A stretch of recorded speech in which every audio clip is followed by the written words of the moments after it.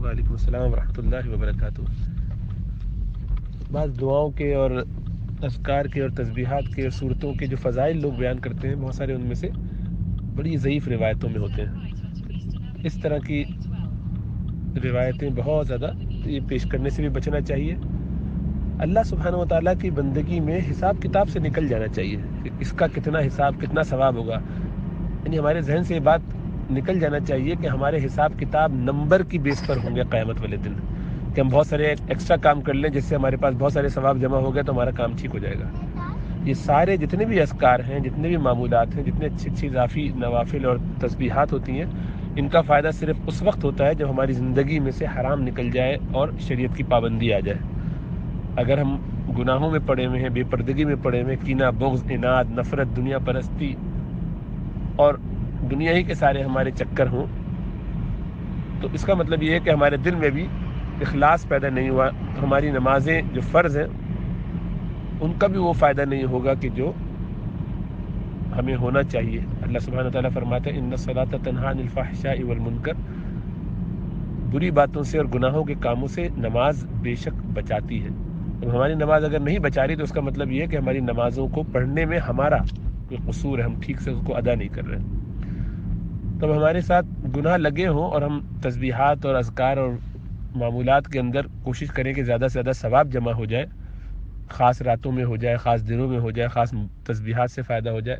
وہ فائدہ نہیں ہوگا۔ ان سب کی حیثیت وٹامنس کی ہے، ان سب کی حیثیت آئسنگ کی ہوتی ہے۔ اس کا فائدہ صرف اس وقت ہوتا ہے جبکہ ایکچول چیز جو ہے، جو ایسنس ہے، مین کورس جو ہے وہ ٹھیک ہو۔ تو آدمی بچوں کی طرح جیسے صرف سارا دن چاکلیٹ کھاتا رہے، چاکلیٹ بھی بلکہ کیا کریم کھاتا رہے اوپر بسکٹ سے نکال کے، تو کیا اس کو فائدہ ہونے والا ہے؟ اس کا ظاہر بات ہے وہ کمزور ہوگا۔ تو یہ فائدہ مند اسی وقت ہوگا جب ہم نے بنیادی طور پر اپنے شریعت کی پابندی میں زندگی کو ڈھال لیا ہو، فرائض پورے کی ہوں۔ تو اس طرح کے وظائف پہ لوگ اسی لیے گرتے بھاگتے ہیں کہ ان کو شارٹ کٹ چاہیے، اس سے ہمیں شاید فائدہ ہو جائے۔ بالکل فائدہ نہیں ہوتا اس طرح کی چیزوں کا جب تک کہ شریعت کی پابندی نہ ہو۔ اس کی مثال ایسے ہے جیسے کہ ایک کنویں میں کوئی جانور گر جائے، مر جائے، کوئی کتا گر جائے بیچارہ مر جائے، اب ڈوب گیا اس کے اندر اور مر گیا، پھول گئی اس کی لاش، تو جب تک اس کو نکالا نہیں جائے گا اس وقت تک اس پانی میں سے آپ خوب ڈول نکالتے رہیے، اس کنویں میں آپ پرفیوم ڈالتے جائیے اوپر سے، بلکہ زمزم کی بالٹیوں کی بالٹیاں پوری گیلنز اس میں ڈال دیجئے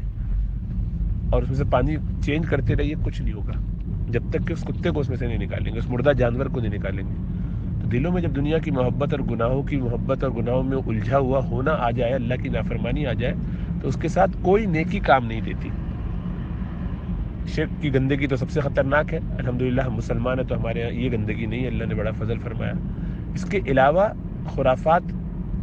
حرام کاریاں، بد زبانیاں، اپنی ذمہ داریوں کو پورا نہ کرنا، مرد کی جو ذمہ داری ہے وہ اس کو پورا نہ کرے، عورت کی جو ذمہ داری ہے وہ اس کو پورا نہ کرے۔ عورت کو فکر یہ ہو کہ مرد کیا کر رہا ہے یعنی شوہر، اور شوہر کو فکر یہ ہو کہ بیگم کیا کر رہی ہے۔ تو اگر ہماری زندگی اس طرح سے گزرتی رہے اور ہم اپنے امور کو پورا نہ کریں، عورت مرد والے کام کرنے کی فکر میں ہو کہ میں باہر سے کما کے لے آؤں تاکہ گھر چلاؤں، مردوں کی طرح برابر کروں، اور مرد جو ہے وہ گھر میں بیٹھ کے عورتوں والے کام کرے اور سمجھے کہ میں اس طرح برابری کروں، یہ سب جہالتیں ہیں۔ دونوں کو اپنے اپنے وظائف ادا کرنے، اپنے اپنے کام پورے کرنے ہیں، اپنی اپنی جاب ڈسکرپشن جو ان کی ہے، جس کی بیس پر اللہ نے ان کو مرد اور عورت بنایا ہے، ان کو وہ اپنے کام کرنے، پھر وہ ایکسس میں کوئی اور کام کرے تو بہت اچھی بات ہے، لیکن بنیادی کام نہ کریں اور سب کاموں کے ساتھ۔ تو دیکھیے طواف کیا کرتے تھے، عمرے کرتے تھے، حج کرتے تھے مشرکین مکہ، کوئی ان کو فائدہ نہیں ہونے والا ان چیزوں کا۔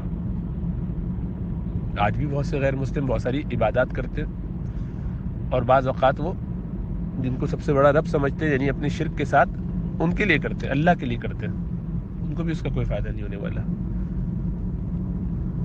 مال حرام کمایا ہو اس کے ساتھ کوئی عبادت فائدہ نہیں دیتی۔ اسی طریقے سے زندگی میں جو بھی گناہ ہوں گے، حقوق العباد میں کوتاہی کی ہو، حقوق اللہ کا فائدہ نہیں ہوتا۔ کچھ نہ کچھ تو فائدہ ہر چیز کا ہو سکتا ہے کسی نہ کسی درجے میں، وقتی طور پر ہی صحیح، لیکن کننگنیس کے ساتھ اگر کیا جا رہا ہو، پلاننگ کے ساتھ کیا جا رہا ہو کہ بندوں کے حقوق کی فکر نہ ہو، گھر والوں کی، بڑوں کی، بہن بھائیوں کی، رشتہ داروں کی صلہ رحمی کا کوئی معاملہ نہ ہو، اور ہم چلے کسی طریقے سے ہم چھوٹے چھوٹے ایسے کام کر کے اپنے آپ کو بہت اعلیٰ درجے پہ پہنچا دیں، کوئی فائدہ نہیں. شوہر ہم سے ناراض ہو, بچے ہمارے گھر کے نظام سے بالکل تنگ ہوں, بیوی کو ہم گھاس نہ ڈالتے ہوں, پوچھتے نہ ہوں, ایک دوسرے کا خیال نہ رکھتے ہوں, دوسرے کی شرعی ضرورت پوری نہ کرتے ہوں, جنسی تسکین کا سبب نہ بنتے ہوں, ذریعہ نہ بنتے ہوں, بلکہ اس کو ایک بوجھ سمجھتے ہوں, کھانا پکانے کے لیے تیار نہیں, گھر سنبھالنے کے لیے تیار نہیں, ہر چیز کے لیے بہانے تیار ہیں کہ بیمار ہیں, کمزور ہیں, یہ ہے وہ ہے, آفس کا کام ہے, گھر کے کام ہے, جو بھی بس بنا لیے دماغ پہ, ناٹ ریڈی ایٹ, دماغ یہ ہے. مردوں کو بھی اسی طرح باہر کے کاموں کی وجہ سے گھر میں کچھ ماحول ٹھیک نہیں رکھنا, کوئی دینی خدمت نہیں کرنی, تو ظاہری بات ہے کہ ان سارے کاموں سے گھر میں بھی فساد رہتا ہے, اور شرعاً بھی ان کو کسی چیز کا فائدہ نہیں ہوتا, ہر کام الٹا ہوتا ہے. اتنی محنت کر لیتے ہیں, نظر کچھ نہیں آتا تو نہیں آئے گا, اولاد بھی ٹھیک نہیں نکلتی, مسائل ہوتے ہیں. اس لیے کہ ہم نے خود اپنے لیے یہ طے کر لیا ہے کہ ہم شریعت کی تو پابندی نہیں کریں گے, جتنا ہمیں سمجھ میں آئے گا ہم ویسا چلیں گے. اس وجہ سے وبال ہماری زندگیوں سے نہیں نکلتا. شریعت کو پوری طرح سے لے کے چلنا پڑتا ہے. اس طرح کے وظائف اور اس طرح کی چیزوں سے حاصل اسی وقت فائدہ ہوتا ہے جب ہماری زندگیوں میں شریعت کی پوری پابندی آ جائے. اللہ ہمیں سمجھ اور شعور عطا فرمائے.